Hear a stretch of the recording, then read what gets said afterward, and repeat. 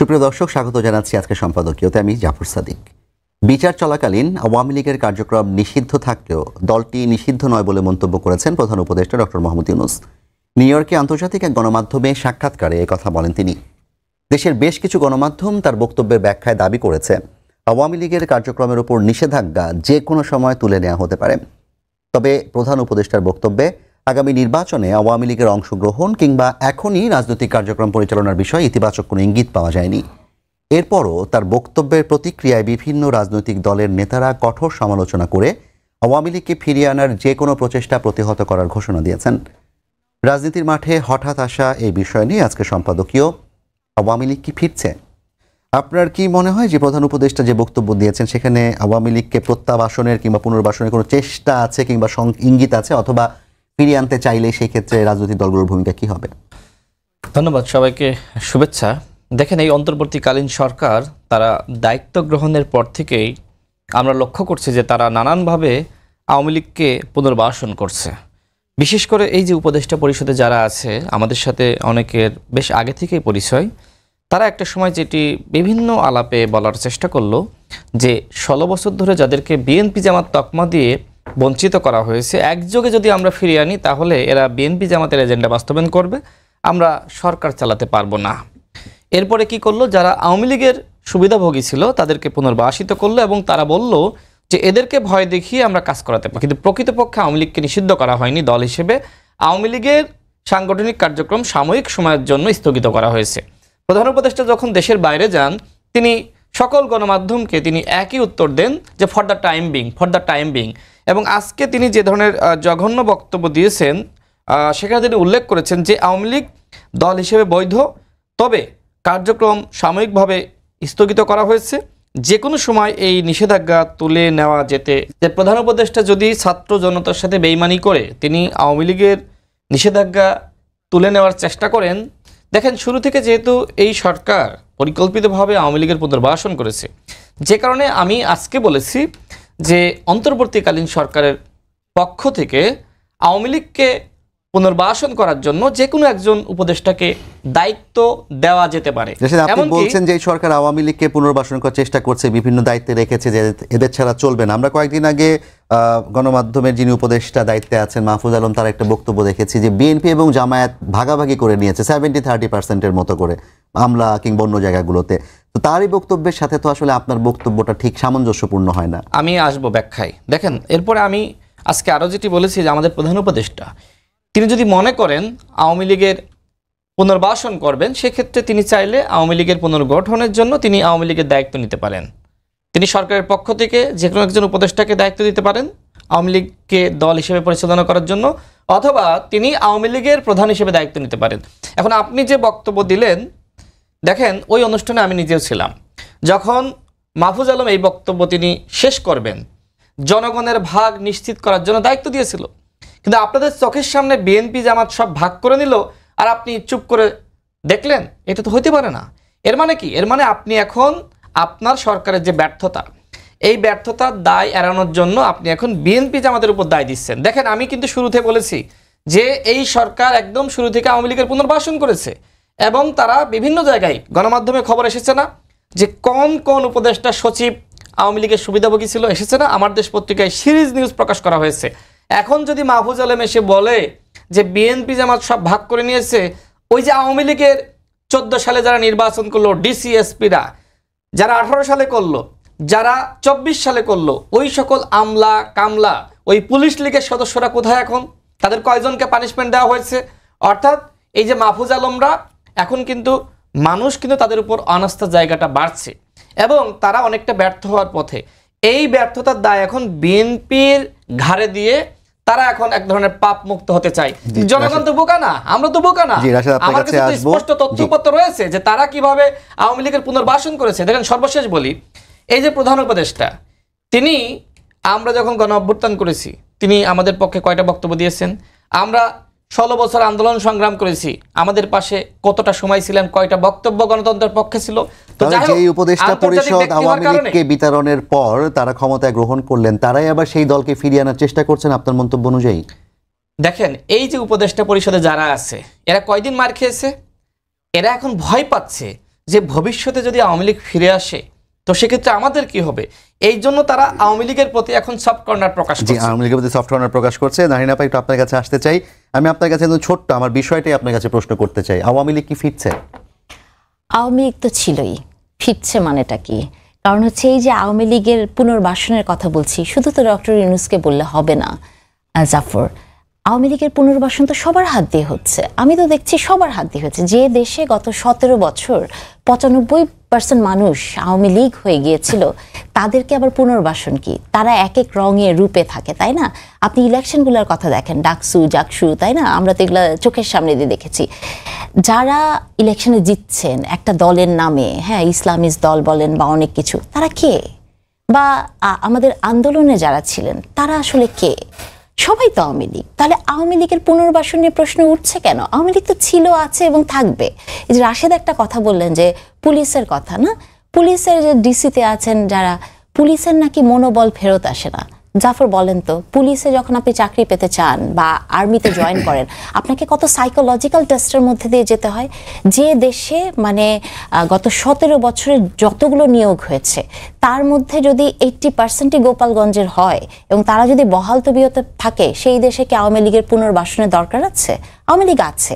আপনি শিক্ষক নিয়োগের কথা দেখেন, বের হয়েছে না যে ঢাকা বিশ্ববিদ্যালয়ে গত মানে 17 বছরে কত নিয়োগ হয়েছে, জাহাঙ্গীরনগরে কত নিয়োগ হয়েছে। তাহলে আওয়ামী লীগ পুনর্বাসন হচ্ছে, আমি আপনাকে দায়িত্ব নিয়ে বলছি, জাহাঙ্গীরনগরে গত 8 বছরে যে নিয়োগগুলো হয়েছে তাদেরকে একটা সার্টিফিকেট দিতে হয়েছে, প্রত্যয়নপত্র। একেবারে আমি দায়িত্ব নিয়ে বললাম যে তার ফুল ফ্যামিলি আওয়ামী লীগ করেছে, এই ধরনের একটা প্রত্যয়নপত্র দিয়ে তাকে চাকরির জন্য অ্যাপ্লাই করতে বলা হয়েছে। তাহলে আওয়ামী লীগ নাই কোথায়? তাদের চাকরি আছে না? সব জায়গায় আছে। আমি জানি না আপনি আওয়ামী লীগ কেন, আপনি জানেন না আমি আওয়ামী লীগ। আমিও তো অ্যাপ্লাই করেছিলাম জাহাঙ্গীরনগরে, আমাকে কিন্তু এরকম কোনো প্রত্যয়পত্র দিতে হয়নি। আপনাকে দিতে হয়নি কারণ আর জানে যে আপনার এখানে দরকার নেই। এবং আপনি কবে করেছেন আমি জানি না, আমি বললাম যে গত 7-8 বছরে, কিন্তু গত 7-8 বছর এটা, এবং আমি দায়িত্ব নিয়ে বললাম আমার নিজের চোখে দেখা। হ্যাঁ, সো এটার মধ্যে কোনো দ্বিমত নাই। তো এই যে আওয়ামী, এবং আপনাকে হয়তো ভেবেছে যে আপনি রিয়েল আওয়ামী লীগার না, হ্যাঁ, মানে ওইগুলোরও বিষয় ছিল তো, আসলে আপনিও খুব ভালো করে জানেন। তার মানে আমি বলতে চাই যে আওয়ামী লীগ ছিল, আওয়ামী লীগ আছে, আওয়ামী লীগ থাকবে, বহু রূপে থাকবে, বর্ণচোরা হয়ে থাকবে এবং বহু রূপে ফেরত আসবে। এটা ডক্টর ইউনূস পুনর্বাসন করুক আর না করুক। তবে হতাশার জায়গাটা হচ্ছে সেই জায়গাটাতে যে আমাদের তো গত 1 বছরে আসার জায়গাটা অন্যরকম ছিল। আমরা তো ভেবেছিলাম যে অন্য অনেক কিছু হবে, কিন্তু যখন আমি দেখি যে উপদেষ্টারাও ঠিক সেই একই পথেই হাঁটছেন, আমরা যারা আছি সবাই সেই একই পথেই হাঁটছি। তবে ব্যক্তিগতভাবে মানে ডক্টর ইউনূস আবার এই বক্তব্যে একটা কথা বলেছে, যদি ন্যায় বিচার নিশ্চিত হয় তাহলে আওয়ামী লীগ এমনি নিষিদ্ধ হয়ে যাবে। তো আমরা আসলে ওই ন্যায় বিচারের আশায় আছি, কিন্তু যে জাতি, যে জনপথের ভবিষ্যতই হচ্ছে মানে ন্যায় বিচারের আশায় বসে থাকবে এবং প্রতিনিয়ত প্রতারিত হবে, সেই জাতির কি হবে আমি সে জানি না। নাহিনা আপা, আপনাকে ধন্যবাদ। আপনার কাছে আবার আসবো। রাজ্জাকি ভাই, আপনার কাছে আমি কয়েকটা ক্লু দিয়ে প্রশ্ন করতে চাই।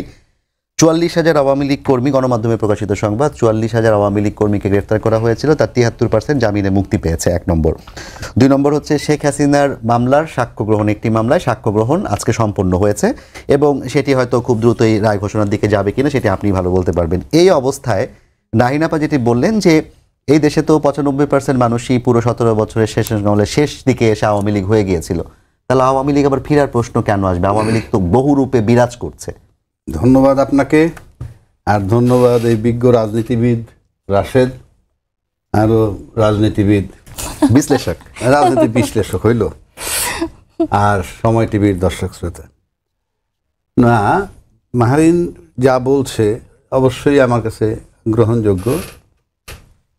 তার সাথে আমি কিছু অ্যাড করি যে দায়গুলা কাদের।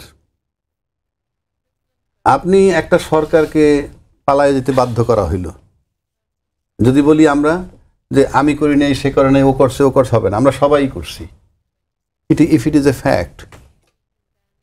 সে যাওয়ার পর সরকার নতুন আসলো, সরকারটা ছিল কার? আমি কিন্তু বারবার বলছি, অনেক টকশোতে বলছি, আওয়ামী লীগ গত 12 বছর আওয়ামী লীগের জনগণ ছিল প্রজাতন্ত্রের 15-16 লক্ষ কর্মকর্তা কর্মচারী, এরা ছিল তার জনগণ। আওয়ামী লীগের জনগণ বলতে এরা, এবং এই জনগণ মানে এই প্রজাতন্ত্রের কর্মকর্তা কর্মচারীর সাথে অন্যরা একত্র হইয়া ওনরা ছিল বাংলাদেশের 18 কোটি লোকের জন্য ইসরায়েল। অর্থাৎ সরকার এবং ওই 15 লক্ষ লোক ইসরায়েল, আর বাকি লোকগুলো ছিলাম আমরা প্যালেস্টাইন। অর্থাৎ সে যে নির্যাতন, যে টর্চার করছে, তাতে ইসরায়েল যেভাবে প্যালেস্টাইনে মারছে, আমাদেরকে সেইভাবে টর্চার করছে। এইবার আসেন, এর যখন অর্ধেক সরাই দিলাম এই সরকারটার, অর্থাৎ শেখ হাসিনাকে বিতাড়িত করলাম, তারপর ইনশাল্লাহ ওত নেওয়ার পর যখন বলা হইল রাষ্ট্রপতিকে অপসারণ করা হবে, তখন তার পক্ষে যারা বলেছিল যে তাকে সরাইলে, অপসারণ করলে সাংবিধানিক সংকট হবে, সেখান থেকে আবার রাজনৈতিক দলের সহায়তা শুরু। এই কথাটা, সাংবিধানিক সংকট কি হতো আসলে? কিছুই হতো না, কেন হবে? হাসিনাও তো ছিল সাংবিধানিক, সে তো সাংবিধানিক ছিল নাকি অসাংবিধানিক ছিল, তো তাকে সরাইলে সমস্যা হবে না, এটা এই কথাটা তখন কি হয়, ওই পক্ষে যায়। এবং রাষ্ট্রপতি বহাল তবিয়াতে আছে, উনি তো বলছে যে অলরেডি আওয়ামী লীগের রাষ্ট্রপতি তো আওয়ামী লীগের বসে আছে, এবং আওয়ামী লীগের সময় দায়িত্বশীল যাদেরকে আপনার বিভিন্ন পদে রাখছে, বড় বড় পদে, তার কিছু কাস্টডিতে আছে, আর সবাই বহাল তবিয়াতে আছে। এবং সবচেয়ে ইন্টারেস্টিং ব্যাপার যে হাসিনাকে পাঠায় দিয়া, যে কি বলে এয়ারক্রাফট বলে না, জাতি যে বাহিনীর যেটাই যাক, তারা গিয়া ওইটা নিয়ে আবার ফেরত এসে আবার চাকরি করতেছে। Very simple. 2 নম্বর আসেন, রাজনৈতিক দল নিষিদ্ধকরণের একটা কথা আসছিল, তখন দায়িত্বশীল দলরা বলছে এটা জনগণের ব্যাপার। আরে হোয়াট ইজ জনগণ? আপনি বলতে পারেন এইটা না, পরবর্তীতে তো সেই বক্তব্য তারা মানে সরে গেছে, তারা বলেছে রাজনৈতিক দল নিষিদ্ধের পক্ষেই না তারা। সেটা তাহলে বুঝেন, তাহলে এগুলো তো তার পক্ষে যায় ওই মুহূর্তে। সাইলেন্ট থাকলেও তো চলতো। You try to understand my point. যদি সাইলেন্ট থাকতাম, কিছু না বললে, ছাত্র আসছিল, রাষ্ট্রতে, ঠিক আছে চুপচাপ থাকি, কিন্তু এইগুলো বলার মানে হচ্ছে যে এটা সমর্থন করার ইনডাইরেক্ট ফর্মে। এইবার আসেন, খেসারতটা কোথায় কোথায় দিছি, ভিসি প্রভিসি। আপনি ভিসি নিয়োগ করতেছেন, কেউ বলে জামাতের, কেউ বলে প্রভিসি বিএনপির, কিচ্ছু আসে যায় না। একটা ইউনিভার্সিটি শুধু ভিসি চালায় না, প্রভিসি চালায় না, is the boss, next to boss প্রভিসি। কিন্তু ওইখানে তো 500 লোকের রেজিস্টার বিল্ডিংয়ে কতজন লোক চাকরি করে, ওরা কারা? আপনি এক ভিসি কি করবেন?